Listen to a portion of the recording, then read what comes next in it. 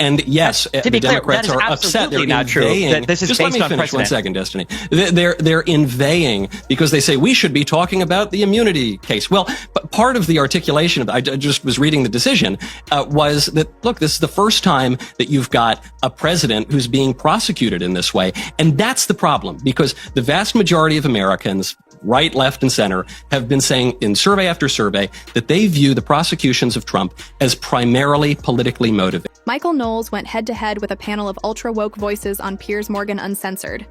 And what happened next was absolute carnage. Facing off against controversial streamer Destiny and the hyper-progressive Francesca Fiorentini, best known for her stint at the Young Turks before getting axed for being too woke. Knowles didn't just debate, he dismantled. With razor-sharp wit and brutal logic, he obliterated every argument they threw his way, leaving them speechless and scrambling.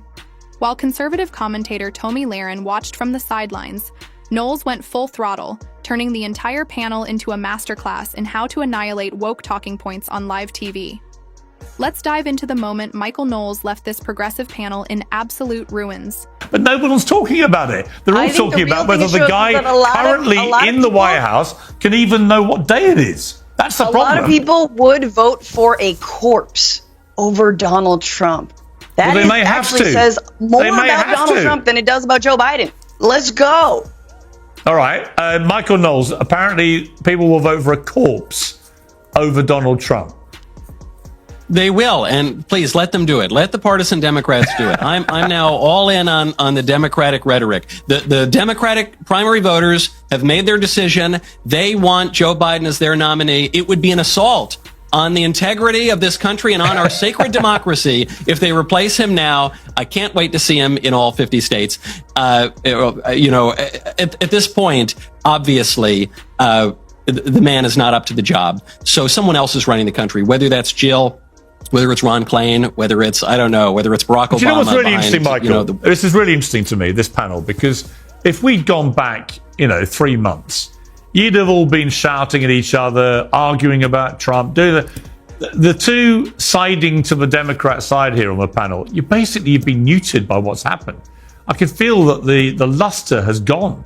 The enthusiasm to beat up conservatives has just flown out of your bodies. There's not been one argument. You've all just sat there going, we agree, he sucks. Your own guy sucks. He's barely alive. You've lost your fight, haven't you? Biden has removed the fight from Democrats. That's what I'm seeing here. Absolutely. Actually, I agree with that. You agree? I totally disagree. No, if Donald Trump is taking insane, again, the Supreme Court ruling today is unbelievable. The idea that instead on today's show, we're going to focus on whether or not Biden had a bad debate performance is just reflective of the, I don't want to say agenda in a negative way, but of what you want to talk about today on this program. Like, I think that the decisions that are being made right now legislatively in the Supreme Court are more important, or that are being made in the Supreme Court are more important. You know why that's happening? Whether or not Biden has a bad... You know why it's happening? Because Trump was able to put 3 judges on the court in 1 term. You know why that was? Because you put up a terrible candidate, Hillary Clinton. It was incredibly polarizing, very arrogant, very superior, and she got flatlined by Trump when no one saw it coming on the Democrat side. And secondly, some of your Democrat judges who should have known better decided they weren't going to resign. They weren't going to retire. And because of that, Trump was able to pack that court. So I'm afraid you reap what you sow. Just very bad politics by the Democrats. One of those Supreme Court justices were literally lost by McConnell just robbing a president of the right to seat a judge. Nobody remembers that Garland was supposed to be on the Supreme Court for almost a full year. McConnell said, we're not going to have that hearing. That is indefensible. Let me bring in Michael here. Oh my God. Tommy has to leave in a moment. So Michael, come to you, then come back to Tommy for a final wrap. There's just something about Destiny's constant fidgeting that drives me insane. Like, seriously, is he on something, or is that just how he operates? It's not just distracting, it's unsettling. What's even more frustrating is how clearly bad faith his arguments are. And here's the kicker. I don't even think he's dumb. You don't build a massive platform like his by being clueless. Same with guys like David Pakman. They know what they're doing. They pander because they understand exactly what their audience wants to hear. It's classic audience capture. But here's what I'm dying to know. Do you think Destiny actually believes half the stuff he says? Or is he just putting on a show for his followers? Either way, Michael Knowles is about to absolutely roast both Destiny and Francesca Fiorentini on Piers Morgan Uncensored, and it's a takedown you do not want to miss. Let's dive in and watch Knowles dismantle the woke nonsense live on air. Michael. Destiny, the principle that you're articulating that a president should be able to put a judge on the court in an election year, or rather that you say Mitch McConnell violated, was a rule first articulated by Joe Biden in the 90s when he was trying to kill George Bush's judges. So obviously there was a decision today. It said that the president has some immunity for criminal acts or acts committed in his official capacity as president. And this is based on a 40-year precedent. It really goes all the way back to the Marshall Court. Really nothing should be surprising about this. And yes, the Democrats are upset. They're not inveighing. true. This is just based let me on finish precedent. 1 second, Destiny.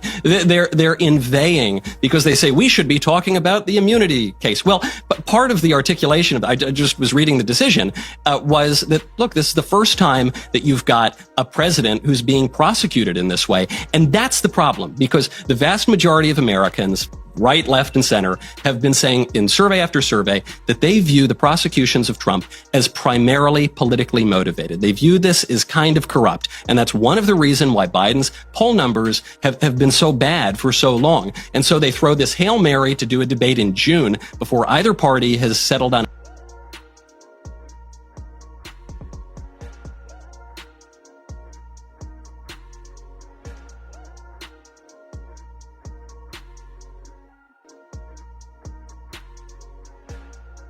Just look at Destiny's face. The guy's absolutely fuming.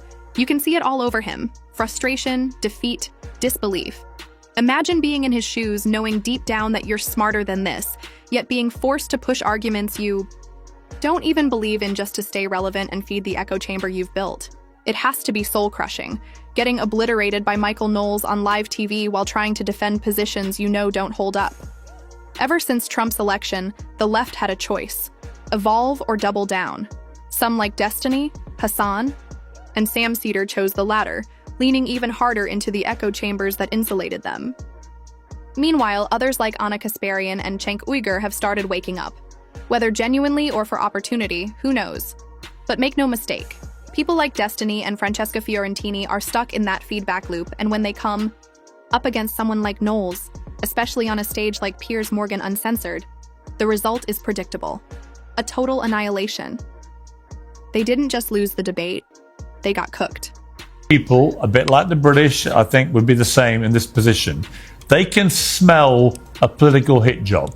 And the fact that the first case that was used against Trump to try and convict him and put him in prison involved a payoff to a porn star 20 years ago for a supposed one-night stand, or whether it happened or not, that just smelt to them like a massive overreach. Whether he did it or not, they didn't care. And so the idea that the first American president in history to ever be convicted of a crime in a criminal court is convicted over something so pathetic and trivial, the American people, the right-minded, reasonable people who are not in the kind of mad tribal ends of their parties, all went, well, that's ridiculous, and actually demeaning to the country.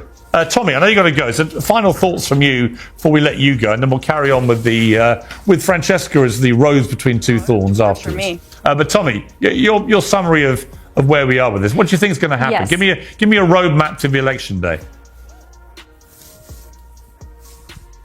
Listen, I think they got to replace Joe. I don't know if it happens at the convention. I don't know if it happens after the convention. If they use that mechanism and the DNC has to get together and pull some strings, I would remind folks that don't think it can be done. Let's remember that the Democrats were able to overhaul our election system due to COVID in 2020 in a matter of months and nationalize mass mail-in voting. So I never underestimate a Democrat, though I will say, in sitting with this panel today, it's easy to see how sad the Democrats are, the liberals are. It's easy to watch them crumble because their candidate quite literally is crumbling before our very eyes. It's a great day to be a Republican. It's not a great day to be a liberal, but I hope you guys stick with Joe, and best of luck. Just look at how furious Francesca Fiorentini and Destiny are in this moment. They're visibly fuming, and it's glorious. Whether you're a fan of Tomi Lahren or not, you've got to admit she completely got under their skin with that perfectly timed jab. Her words hit exactly where they needed to, and their reactions say it all. Total meltdown mode. And then there's Michael Knowles, calmly enjoying every second of their frustration like a shark circling wounded prey. Say what you want, But he walked into Piers Morgan Uncensored and absolutely dismantled these two woke warriors without breaking a sweat. Let me know in the comments. What did you think of this wild showdown between Michael Knowles, Destiny, and Francesca? Did he cook them or what?